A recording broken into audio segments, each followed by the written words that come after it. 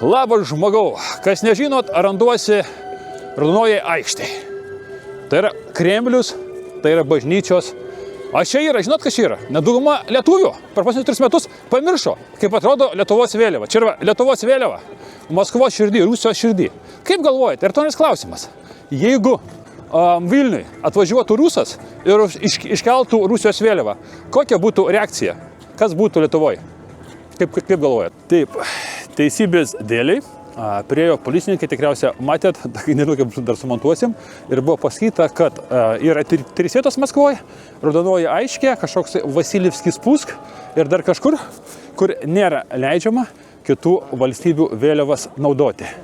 Taip, kad nesulaikė, video neliepė ištrinti, bet paaiškino gražiai, mes susidėjom gražiai vėliavą ir dabar vėl toliau vaikštom paikštę. Taip, kad toliau išvadas darykit patys. Toks įstatymas Rusijoje. Įdomu, kokie Lietuvoje įstatymai. Gal ką žinot? Gal tenai nėra uždrausta pagal įstatymus, bet pagal faktą. Kaip galvojat? Dabar įsivaizduoju, kokie komentarai turėtų būti mano žuvyčių. Bet tai nieko tokio, tai yra normalu. Paprasčiausia, tie gyvūnai, padarai, žmonės, kaip nors žuvytės pavadinti, jie nieko daugiau negali padaryti.